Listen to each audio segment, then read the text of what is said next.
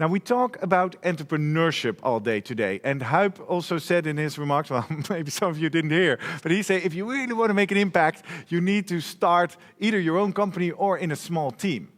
But what if, say, you studied civil engineering and you know a lot about hydrology and you don't see where that could be an immediate tech startup? Is there a case to be entrepreneurial within a corporate context? Well, we are going to learn in the next 10 minutes that there actually is, because we now have a live contact, a live line with Witteveen Bos, one of our proud partners of this event as well. I'm talking to Ingrid van der Brink, hydrologist. What a coincidence, and a participant in the 2020 Plus Innovation Program at Witteveen Bos. And together with you, Ingrid, is Elmo Schlamp. And Elmo, you are the Innovation Manager of the Plus Innovation Program. You work for over 10 years at Witteveen Bos. And in the next 10 minutes, we're going to try to find out, first of all, what this Plus Innovation Program is, and also what it's like to participate in that and how you can be entrepreneurial in a corporate context. So, Ingrid, I see you on my screen, but I hope Elmo is there as well. Elmo, can you hear me? Yes. There you are. Perfect, perfect. Elmo, because my first question is to you. Can you, for our viewers who haven't been in contact with the virtual booth of Witteveen Bos yet here in the expo, can you explain what that Plus Innovation Program actually is?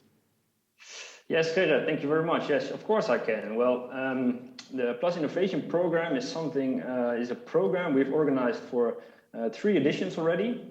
And it's a program where we challenge all of our employees worldwide to come forward with their best innovations, the best ideas. And we do that in 3 different stages. The first stage is the ideation phase, where we formulate challenges where people can, on a website in a nice platform, can enter their ID on certain challenges that we've wrote. And last edition, we've received not less than 90 IDs.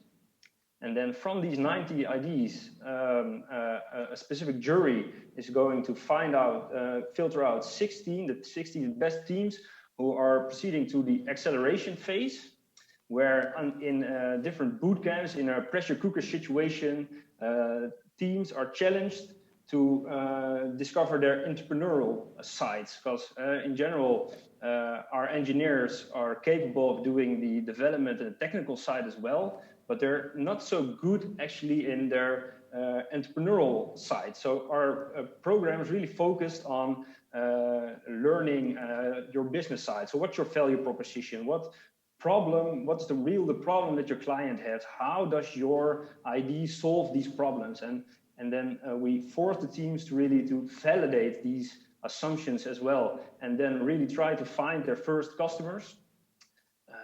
And learn from them and develop the idea and really be an entrepreneur within a corporate setting.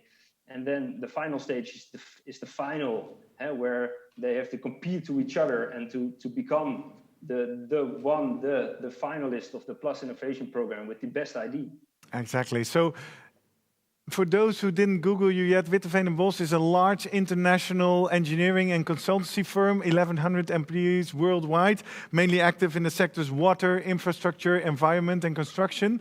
And yet, what you describe now sounds very much like a startup challenge that they run at Delft, and you run this program internally in your company.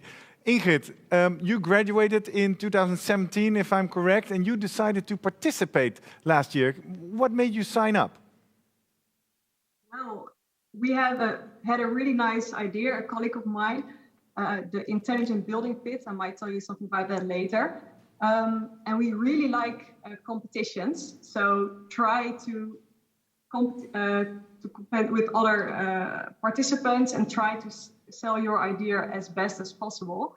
But what Elmo just said, that's very interesting, because we are really technical experts. So we really wanted to develop our idea as soon as possible. But that's not very smart to do, because first you have to think about who is your client, what is the business case, how to develop your idea, how to sell your idea. And that's why we participated, to learn that. Yeah. So you wanted to develop yourself. You're competitive. It was fun. It's on top of your normal day job, of course. So let's quickly go into that intelligent building pit. Who is your customer, and what is your business proposition there? Well, our customer, that's the constructor. So normally, if you want to build something in the underground, you have to pump your groundwater away.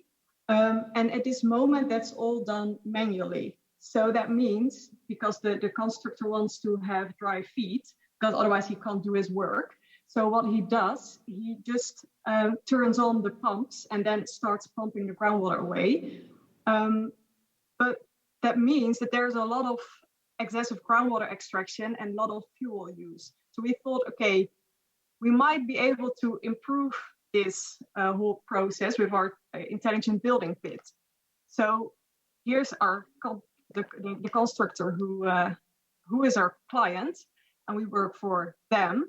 And they're really interested in our idea at this moment. So what the intelligent building pit does, it's like a smart, intelligent groundwater model that combines different sorts of data, and then it is able to predict the groundwater levels. And therefore, it can controls the pumps to make sure that you don't extract too much groundwater. So that's what it does. So it's a piece of technology in a traditional setting, and it makes that building pit smarter, intelligent. So back to that perspective from an entrepreneurial side. Let's say, Ingrid, you are the entrepreneur of this idea now. What is the most important thing you learned in that program in the last few months? Wow, yeah, the most important thing was to think of who is your client. Because in our situation, there are many potential clients. For example, the government, the municipality, who decides the rules for groundwater extractions and for building pits, but as well the constructor who actually builds, but as well a pumping agency who installs the pumps. So there you go already. I mean, 3 different clients, who to choose and what's the good idea.